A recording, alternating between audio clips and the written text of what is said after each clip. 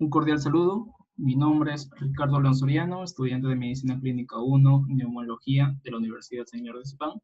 Y en este video vamos a hablar con lo que respecta a los hallazgos radiológicos en pacientes con neumonía, EPID, que es enfermedad pulmonar intersticial difusa, EPOC, que es enfermedad pulmonar obstructiva crónica, y SDRA, que es síndrome de estrés respiratorio del adulto. Bien. Ahora, es que tenemos en consideración el hecho de que este video va a consistir únicamente en explicar hallazgos radiológicos, puesto que mencionar más puntos resultaría extenso, ya que son temas amplios. Bien, sin más que agregar, es que vamos a comenzar con lo que respecta a neumonía. Para lo que es la identificación de la neumonía, principalmente debemos considerar el hecho de que eso se debe definir como un cuadro de consolidación o condensación que es ocasionado por la presencia de un estado inflamatorio. Bien, y ante ello es que se van a poder evidenciar ciertos hallazgos radiológicos como radiopacidad. Con radiopacidad nos referimos, bueno, como mencionando terminología en relación a lo que son hallazgos radiográficos, con radiopacidad nos referimos a zonas o ciertas zonas o ciertas estructuras las cuales presentan una densidad aumentada, por lo cual se van a definir como radiopacos, es decir, con una densidad aumentada, o se van a evidenciar mucho más blancos, por así decirlo, en comparación con lo que es el tejido. Bueno, en este caso, la radiopacidad se va a poder evidenciar en comparación al tejido pulmonar adyacente, que bien es cierto, son zonas aireadas, por lo cual se denomina radiolúcido, es decir, se va a evidenciar mucho más oscuro en comparación a esto. También es resaltante lo que es la presencia de broncograma aéreo. Esto es el broncograma aéreo es básicamente denominado lo que son las zonas bronquiales que no están llenas de secreción, por lo cual se van a evidenciar como zonas radiolúcidas, es decir, de densidad de aire, en este caso, en contraste a la zona radiopaca producida por el patrón de consolidación. Y eso es que estos patrones tienen un aspecto algodonoso, que presentan márgenes mal definidos, pero aquí es necesario mencionar que esto existe una excepción. Excepción es cuando este patrón entra en contacto con una cisura pulmonar. Ahora, entre los patrones identificables de neumonía, el que se puede identificar un patrón lobar, segmentario, intersticial, cavitario y redondo. Existen ciertos microorganismos que pueden llegar a considerarse sugestivos ante cierto patrón que se suele evidenciar. Sin embargo, la identificación de un microorganismo específico, causal de esto, únicamente con datos radiológicos es algo complicado, se considera complicado. Así que bueno, vamos a comenzar con lo que son dos patrones, en todo caso el patrón lobar. Vamos a tener en cuenta el hecho de que en consideración al patrón lobar, eh, la definición, las bueno, nos indican en todo caso que un patrón lobar suele ser mayormente identificable o prototípico cuando se considera un patrón específico como Streptococcus pneumoniae. Sin embargo, bueno, considerando en este caso el patrón lobar, es necesario, como menciona su nombre, que existe una afectación en un lóbulo específico a nivel pulmonar. Sin embargo, también para mencionar, antes de continuar con las radiografías, es que en casos de patrón lobares se va a asociar también a los que son el hallazgo de signo de silueta positivo. Con el signo de silueta positivo nos referimos a lo que es cuando dos estructuras van a entrar en un contacto y, en un mismo plano y presentan una densidad similar. Al tener esas dos características y entrar en contacto es que existe un borramiento de lo que es eh, son los bordes o las siluetas que lo conforman, por ello se considera signo de silueta positivo. Bien, en esta tabla pueden identificar las estructuras que dejan de ser visibles y según la localización de la neumonía lobar. Bueno, continuando con lo que es las radiografías en neumonía lobar. En la primera radiografía, lo que podemos evidenciar, bien es cierto que es una radiografía de tórax, una proyección posterior anterior, puesto que se va a evidenciar una angulación de las clavículas en una característica forma de V, y podemos evidenciar que el patrón de consolidación está ubicado a nivel del hemitórax superior derecho. Podemos identificar que existe un margen bien definido, puesto que está entrando en contacto con la cisura menor conformante de este pulmón, por lo cual es que se considera que es una afectación del lóbulo superior derecho. Y a su vez, como mencioné anteriormente, esto trae consigo lo que es un signo silueta positivo al entrar en contacto con lo que es la porción ascendente de la aorta, por lo cual traen consigo un borramiento de la silueta de esta. En la segunda radiografía podemos evidenciar eh, en mi tórax, entre mi tórax derecho, en tercio medio y tercio inferior, podemos evidenciar lo que es el patrón de consolidación que al entrar en contacto con la cisura menor, aún mantiene contacto con la cisura menor y presencia lo que es un margen bien definido, por lo cual es que se considera que es una afectación del lóbulo medio derecho. Sin embargo, también es que es necesario mencionar que entra en contacto con lo que es el borde derecho de la silueta cardíaca, lo cual trae consigo un signo de silueta positivo al desaparecer esto. En la tercera radiografía aún tenemos lo que es una zona de radiopacidad. Ya no se encuentra adecuadamente definida porque no entra en contacto, en este caso, con la cisura menor. No se evidencia en contacto con la cisura menor del pulmón derecho. Sin embargo, podemos evidenciar que esta radiopacidad está obliterando el ángulo costofrénico del hemisferio derecho. Y algo característico es que no existe signo de silueta puesto que respeta lo que es el borde cardíaco. Esto es una característica de lo que es la afectación del lóbulo inferior derecho. Mientras que en la radiografía consecutiva a esta, podemos evidenciar que el patrón de consolidación se encuentra ubicado a nivel del hemitórax izquierdo. Bueno, esto básicamente entre el tercio superior, tercio medio del pulmón izquierdo. Y algo que podemos evidenciar es que no es bien definido, puesto que si recordamos la anatomía del pulmón izquierdo, solamente presenta dos lóbulos, se encuentran separados por una cisura oblicua o mayor. Al no presentar una cisura menor, en este caso no se puede evidenciar bueno, que presenta un margen bien definido. Y algo característico en este caso es que existe un borramiento de lo que es el botón aórtico. Lo que se considera en ello es que existe una afectación del lóbulo superior izquierdo. En las siguientes radiografías lobares podemos identificar que existe la radiopacidad presente tanto en el tercio medio y tercio inferior del pulmón izquierdo, y puede ser también, además de que se presencia lo que es un borramiento del borde cardíaco izquierdo, sugestivo de una afectación lobar, lóbulo de la língula.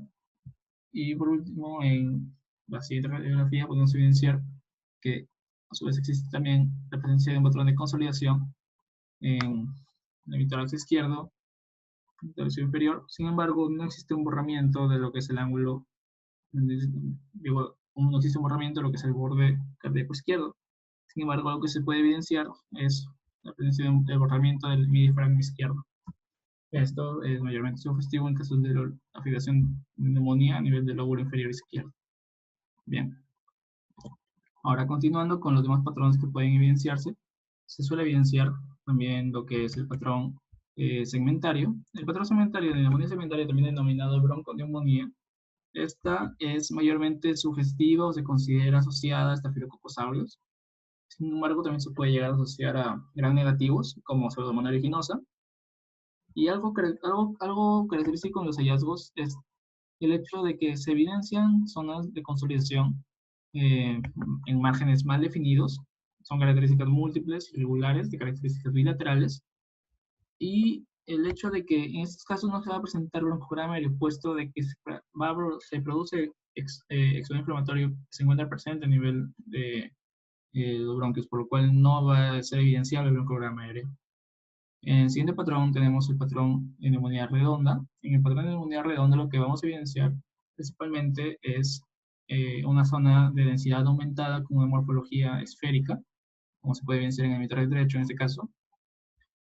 Algo característico de ello es que se suele asociar mayormente a microorganismos tales como Haemophilus influenzae, Streptococcus, Pneumococos.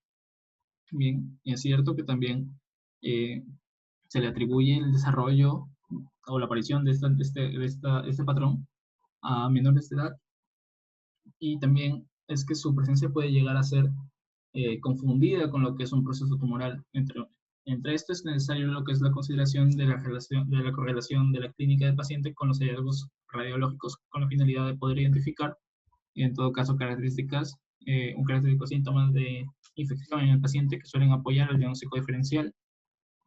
Por último, también lo que tenemos de neumonía cavitada, en patrón cavitado, como podemos identificar, en este caso en la tomografía computarizada, existen zonas de consolidación en desarrollo bilateral, en los cuales se puede llegar a evidenciar ciertas zonas hipodensas, que consisten en la presencia de cavitaciones.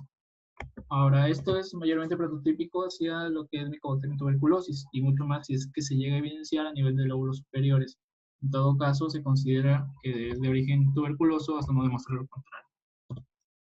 Ahora, continuando con lo que es EPID, o enfermedad pulmonar intersticial difusa, es que consideramos las siguientes generalidades. Entre ello es el hecho de que, como su mismo nombre lo dice, es la afectación del intersticio pulmonar, en el cual implica no solamente, bueno, implica estructuras alveolares intersticiales, tales como vías aéreas de menor calibre, arterias y venas. Y como se puede evidenciar en esta imagen, en la imagen que representa a la estructura pulmonar, podemos evidenciar que tanto el bronquio principal junto a las estructuras vasculares se van a encontrar rodeadas por lo que es un intersticio. Y este intersticio se va a denominar como intersticio peribroncovascular. Este intersticio que rodea a esas estructuras a nivel pulmonar se va a extender hacia la periferia y va a introducirse a nivel de la pleura visceral, lo cual va a denominar a este como intersticio subpleural. Ahora, este intersticio subpleural se invagina, introduciéndose hacia los lóbulos pulmonares, lo cual va a traer consigo los denominados septos interlobulares. Ahora, ¿con qué nos referimos con los lobulillos pulmonares? Lobulillo pulmonar secundario. Esto es denominado como secciones del pulmón con una morfología característica poliédrica. Está conformado entre 3 a 5 bronquiolos terminales. Bien, y además también en el centro de este se va a evidenciar lo que es la presencia de una arteriola y lo que es también bronquiolo terminal. Esto, como se evidencia a nivel del centro, se va a evidenciar o se va a indicar como intersticio centrilobular. Mientras que en el caso de la periferia de esto, es que se va a poder identificar lo que es la presencia de venas y vasos linfáticos. Bien. Ahora, con respecto a la clasificación de EPID, es que se puede clasificar según lo indicado por los consensos elaborados por American Thoracic Society y también European Respiratory Society. Lo clasificaron en neumonías intersticiales idiopáticas, en lo cual podemos identificar fibrosis pulmonar idiopática, neumonía intersticial aguda, neumonía intersticial no específica, bronquiolitis respiratoria asociada con neumopatía intersticial difusa, neumonía intersticial escamativa, neumonía organizada criptogénica, de causas conocidas o asociadas a una entidad bien definida, como asociadas con enfermedades de colágeno, causadas por polvos inorgánicos, inducidas con fármacos y radioterapia, causadas por polvos orgánicos, y asociadas con enfermedades hereditarias, y también de características primarias asociadas a procesos no bien definidos, como sarcoidosis, proteinosis alveolar, microlitiasis alveolar, evangioleiomiomatosis, eosinofilias pulmonares, granulomatosis de células de Langerhans o histocitosis X, también denominado, amiloidosis, y asociados también a enfermedades inflamatorias del intestino. Continuando con lo que son los métodos diagnósticos de PID, puede ser tanto radiografía como tomografía computarizada de alta resolución. En la radiografía tenemos en cuenta principalmente lo siguiente, que es accesible y es económico. Bien, y ahora tenemos en cuenta el hecho de que el intersticio generalmente no es visible. Y si es visible, lo que sugiere es enfermedad, lo que sugiere es algo patológico. Bien, ahora con respecto también a que esto básicamente nos puede llegar a ser útil para lo que es la identificación, distribución y seguimiento de pacientes con EPID y sirve para valorar también alteraciones asociadas a esto, tales como neumonía, neumotórax, entre otras alteraciones. Y con respecto a la tomografía computarizada de alta resolución, esta básicamente tiene una mayor sensibilidad y especificidad en comparación a la radiografía, puesto que puede realizar cortes finos que son menores de 2 milímetros de grosor, lo cual trae consigo una mayor visualización, una mejor definición del parénquima pulmonar. Bien, ahora también, de igual manera, el intersticio generalmente no es visible, sin embargo puede ser visible ocasionalmente en los casos de tabiques interlobulares. Y su realización, una de las indicaciones para su realización es la sospecha de un paciente con EPID y que si haya presencia de características normales a la realización de una radiografía. Acá podemos evidenciar ciertos hallazgos orientativos en relación a los campos pulmonares que se suelen ver afectados, lo que vamos a ver posteriormente en las siguientes radiografías. Bien, entre los hallazgos radiográficos que se suelen evidenciar en EPI como patrones radiográficos evidenciables, tenemos lo que son patrones intersticiales reticulares, el patrón intersticial nodular y patrón intersticial reticulonodular. El patrón lineal reticular, como menciona su nombre, es la característica o presencia de trazos o líneas de densidad aumentada, o es decir, radiopacos, en comparación al parénquima pulmonar aireado, en relación al patrón intersticial nodular. Se define como lo que es la presencia de conglomerados o focos nodulares, y el retículo nodular, o también denominado mixto, que es la unión de ambos. Esto también podemos llegar a evidenciarlo en hallazgos tomográficos, como son los siguientes, que son patrones tomográficos en los cuales se suelen evidenciar mayormente como 5 patrones básicos. El primero, ya mencionado, que es el lineal reticular. Este patrón se debe básicamente al engrosamiento de septos interlobulares, que se va a manifestar como trazos hiperdensos en este caso. El patrón nodular se denomina nódulo cuando en todo caso presenta un diámetro, el cual, un tamaño superior a 2 milímetros. Sin embargo, cuando este es de 1 o 2, se suele considerar como micronodular. Un patrón en vidrio deslustrado, el cual es debido a la presencia de un aumento de la densidad, un aumento tenue de la densidad. Cuando ese patrón en vidrio ilustrado se evidencia en conjunto al patrón lineal reticular, se suele denominar lo que es el patrón en empedrado loco o crazy paving. Un patrón quístico, como se puede evidenciar en este caso, en esta tomografía, ciertas zonas quísticas son hipodensas, puesto que hay presencia de aire en su interior, así como también rodeados de un contorno hiperdenso, que no presenta más de 1 o 3 milímetros de grosor. Así como también se suele llegar a evidenciar patrones de condensación. El patrón de condensación se atribuye, como ya he mencionado, patrón mencionado anteriormente, en neumonía. También suele llegar a presenciarse signos como broncograma aéreo. Bien.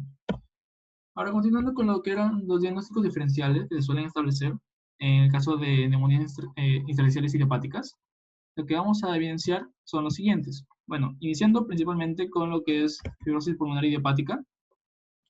En el caso de fibrosis pulmonar idiopática, lo que vamos a evidenciar va a ser la presencia de opacidades reticulares, así como también asociados a un patrón en panalización, tanto en ubicación basal como subpleural.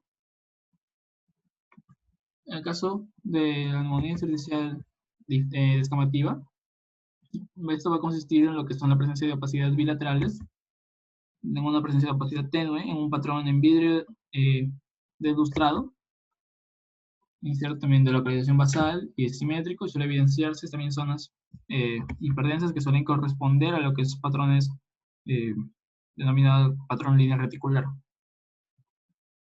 En lo que es la neumonía intersticial aguda, lo que se va a evidenciar es de la misma manera zonas de aumentada de densidad tenue, como lo que es en consideración al patrón en vidrio deslustrado. También se puede llegar a considerar la presencia de un patrón de condensación, por lo cual puede llegarse a atribuir la presencia de broncograma aéreo. En el caso de la neumonía intersticial no específica, para esta tomografía lo que se evidencia es un patrón en vidrio deslustrado. Presenta lo que es una distribución bilateral, ¿no es cierto? También puede llegarse a presentar lo que son opacidades reticulares, lineales reticulares. Ahora, con respecto a esta tomografía en corte coronal, podemos evidenciar, en el caso de la neumonía intersticial linfocítica, lo que es de la misma manera un aumento de la densidad en características tenues en una distribución bilateral, lo cual se puede encontrar asociado a la presencia de formaciones quísticas ubicados a nivel perivascular, y esas manifestaciones quísticas presentes con una pared fina. Ahora, ambos Ambos hallazgos, tanto el patrón en vidrio desmerilado como en patrón en vidrio deslustrado, como la presencia de formación quística, nos puede resultar sugestivo de neumonía intersticial linfocítica. Y por último, en el caso de neumonía organizacional citogenética, podemos llegar a considerar el hecho de que en este caso se va a evidenciar ciertas zonas eh, de densidad aumentada de manera tenue, lo cual es correspondiente a lo que es eh, el patrón en vidrio ilustrado, así como también puede llegar a evidenciarse ciertas zonas de consolidación, por lo cual se le puede atribuir también la presencia de broncograma aéreo. Continuando con lo que son los hallazgos radiológicos en pacientes con enfermedad pulmonar obstructiva crónica, es que en relación a las generalidades tenemos en cuenta lo siguiente, que existen en estos casos alteraciones características de POC, que son dos hallazgos, la presencia de enfisema y afectación de las vías aéreas, que es en este caso la bronquitis crónica. Cuando nos referimos a enfisema, es que este hallazgo principalmente va a ser evidenciable puesto que existe la destrucción pulmonar, presencia de bulas e hiperinsuflación. Bien, ahora en estos casos que se puede realizar tanto una radiografía de tórax como una tomografía computerizada. Si tenemos en cuenta la realización de una tomografía, es que esta tiene una sensibilidad y especificidad escasa. Sin embargo, su realización puede ser útil para lo que es la determinación de signos directos o indirectos que vamos a mencionar posteriormente. Mientras que en el caso de una tomografía computarizada, esta va a tener una elevada sensibilidad y especificidad y es mayormente útil para lo que es la identificación de la morfología del enfisema, que puede ser centrilobulillar, panlobulillar o paracetal. Bien. Continuando con lo que son los hallazgos radiográficos, signos directos y signos indirectos de enfisema, tenemos en signos directos lo que es la presencia de bulas. La presencia de bulas es considerado el único signo directo en el caso de enfisema y se va a caracterizar por el hecho de que se va a presentar zonas de hiperclaridad pulmonar que van a encontrarse surcadas por tractos lineales o curvilíneos. Sin embargo, es que su identificación es mayormente reconocible cuando se realiza una radiografía de tórax en proyección lateral. Esto evidenciándose zonas de hiperclaridad a nivel retroesternal. De los signos indirectos vamos a tener signos indirectos vasculares. De los signos indirectos vasculares se encuentra lo que es la ausencia de trama vascular. Esto debido a lo que es la destrucción del parénquima pulmonar. También tenemos signos de hiperinsuflación. Entre los signos de hiperinsuflación, como podemos observar en este cuadro, entre los signos de hiperinsuflación son básicamente signos que nos pueden llegar a ser orientativos de la presencia de un tórax en tonel. Signos tales como aplanamiento diafragmático, adelgazamiento de ciudad cardíaca, aumento de hiperclaridad que se evidencia a nivel retroesternal, horizontalización de las costillas. Bien. Ahora, también puede llegar a evidenciarse en ciertos casos como signo indirecto la presencia de teletasia. Entre los signos directos ya mencionados anteriormente se encuentra lo que es la hiperclaridad en espacios pulmonares, los cuales se encuentran surcados por tractos lineales, curvilíneos, y como también podemos evidenciar, existe un desplazamiento de la cisura menor. Esto en una radiografía en proyección posterior anterior, mientras que en la proyección lateral podemos evidenciar que a nivel retroesternal existe hiperclaridad retroesternal, así como también la presencia de trazos lineales entrelazados, que son característicos o sugestivos de la presencia de bula, considerado como un signo directo. Entre los signos indirectos, lo que ya mencioné anteriormente, la presencia de un adelgazamiento de la cifra cardíaca, disminución del tramo vascular, también se encuentra lo que es la presencia de zonas aireadas a nivel de la cifra cardíaca, horizontalización de las costillas, también se puede llegar a evidenciar espacios, zonas hiperclaras a nivel retroesternal, puede llegar a evidenciarse lo que es el aplanamiento de los diafragmas, característicos de tórax abdominal. Bien. Mientras que la realización de tomografía computarizada va a ser con la finalidad de poder identificar la morfología del enfisema, que ya mencioné, puede ser centrilobulillar, panlobulillar o paracetal. Centrilobulillar, como menciona su nombre, a nivel centro del lobulillo. Eso se va a evidenciar como ciertas zonas de densidad aumentada, los cuales, bueno, como ya en todo caso se denomina hiperdensidad, y ciertas zonas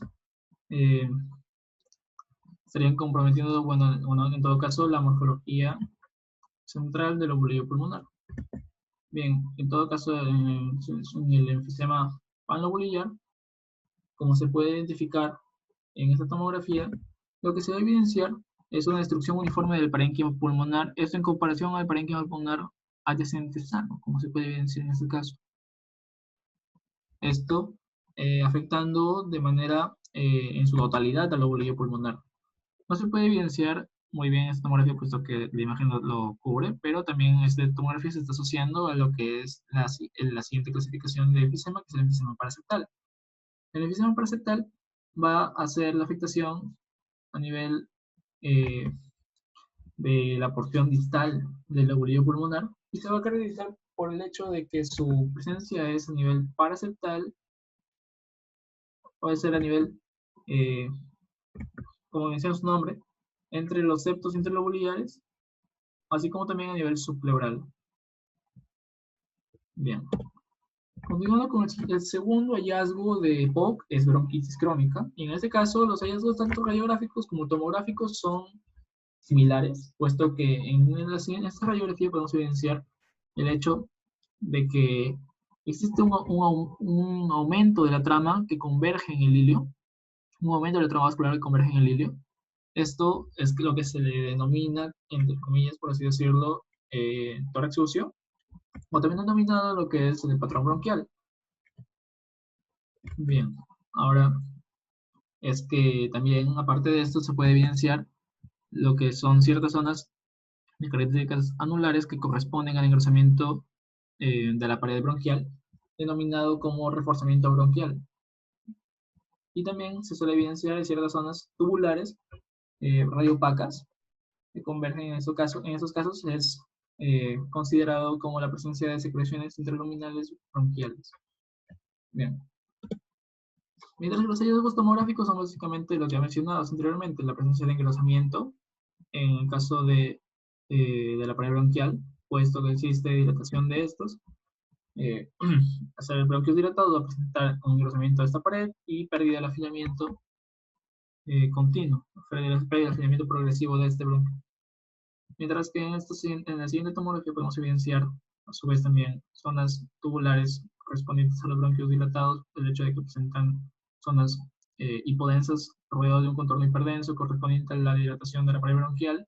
Sin embargo, a nivel intralumino podemos evidenciar lo que es zonas de densidad aumentada correspondientes a la presencia de secreciones. Por último, con respecto al síndrome de distrés respiratorio del adulto o SDRA, es que dentro de las generalidades tenemos lo siguiente, que su orientación es básicamente de características clínico-radiológicas, al evidenciar dificultad respiratoria aguda, grave y progresiva, taquipnea, hipoxemia refractaria a oxigenoterapia, sensibilidad pulmonar reducida, así como también la presencia de un infiltrado difuso bilateral en la radiografía de tórax. Así como respecto también a lo que es la identificación de su severidad o gravedad del SDRA, mediante lo que es el cociente PAFI o el cociente también denominado de la presión parcial de A2 y presión inspirada de oxígeno. Y esto va a depender, según las clasificaciones, puede ser leve, moderada o grave. Si es leve, va a evidenciarse valores de 200 o 300 milímetros de mercurio, moderado de 100 a 200 y grave menores de 100. Ahora, los hallazgos radiográficos van a ser básicamente clasificados según la fase aguda o fase crónica que se puede llegar a evidenciar. En lo que respecta a la fase aguda y la realización de una radiografía, va a ser la presencia de cambios radiográficos que suelen aparecer un aproximado de 12 horas posterior a los síntomas que presente el paciente, la presencia de opacidades pulmonares bilaterales, características difusas o asimétricas, como podemos evidenciar en esta radiografía, la presencia de infiltrados parchados, tanto bilaterales, mejor dicho, así como también se le suele asociar el hecho de que existe presencia de derrame pleural frecuente, puesto que tanto en hemisferio derecho como izquierdo podemos evidenciar borramiento bilateral de ángulos costofrénicos. Mientras que en la segunda radiografía lo que podemos evidenciar es que a nivel del tórax derecho, bien es cierto que existe un infiltrado bilateral, mientras que en el caso del tórax derecho podemos evidenciar un derrame pleural extenso, lo que se puede clasificar, o bueno, lo que se puede identificar también a su vez es un borramiento del diafragma derecho. Bien, continuando con los hallazgos de la tomografía computerizada, estos se van a referir a áreas en vidrio ilustrado, ya mencionamos anteriormente, puesto que se evidencian zonas con un aumento tenue de la densidad, así como también infiltrados alveolares bilaterales, como se puede evidenciar, y también puede llegar a evidenciarse zonas de consolidación y basal. Y por último, con lo que respecta a la fase crónica y la realización de la radiografía, estos hallazgos son evidenciables a partir del quinto día. Las opacidades intersticiales lineales, bueno, son mayormente lineales reticulares y se van a asociar mayormente a la presencia de fibrosis, como decíamos anteriormente. Puede aparecer quistes, bulas o neumatoceles. Como se puede llegar a evidenciar en ambas radiografías, la presencia de un patrón intersticial de características lineales reticulares, orientativo hacia el desarrollo de fibrosis. Bien, bueno, eso ha sido todo con lo que respecta a este video. Espero que haya sido de utilidad y muchas gracias por verlo.